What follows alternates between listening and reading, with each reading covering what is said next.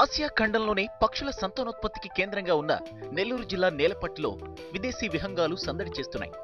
రకరకాల పక్షులు విదేశాల నుంచి వచ్చి వాలిపోతున్నాయి. Burma, Nepal, Australia, Pakistan, Sri Lanka, Nigeria తదితర దేశాల నుంచి వచ్చి చేరే విహంగాల విన్యాసాలు సందర్శకులను అబ్బురపరుస్తున్నాయి.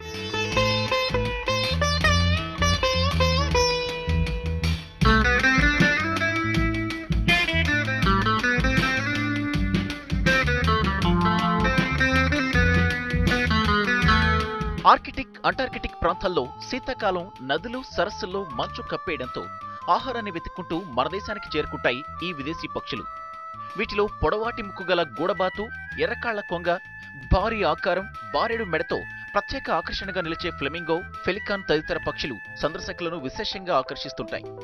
నవంబర్లో చివరి వారం నుంచి ప్రారంభమయ్యే వీటి రాక జనవరి వరకు కొనసాగుతోంది.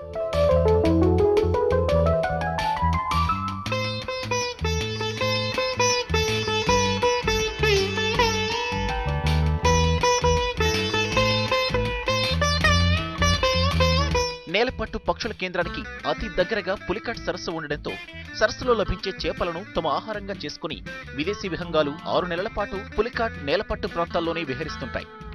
6 నెలల పాటు సాగే ఈ అందాల పులకింతలు పక్షి ప్రేమికులను కట్టిపడేయడంతో పాటు తమ పిల్లల నివాసానికి గూడు ఏర్పరచుకుంటూ గుడ్లను పొదిగి అవి పెద్దవైన తర్వాత తమ స్వస్థలాలకు తిరుగు ప్రయాణం కడతాయి.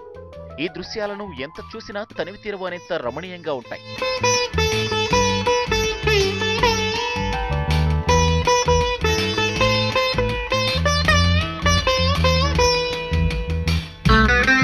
సుమారు 6,224 పక్షులు నేలపట్టులో విహరిస్తున్నాయి.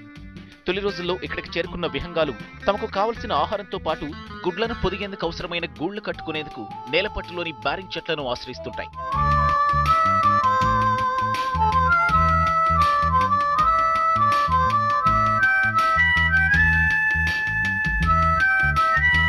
నేలపట్టుకు చేరుకునే అరుదైన విదేశీ విహంగాల రాకను దేశ ప్రజలకు చెప్పేందుకు ప్రతి సంవత్సరం రాష్ట్ర ప్రభుత్వం ఫ్లెమింగో ఫెస్టివల్ను నిర్వహిస్తోంది.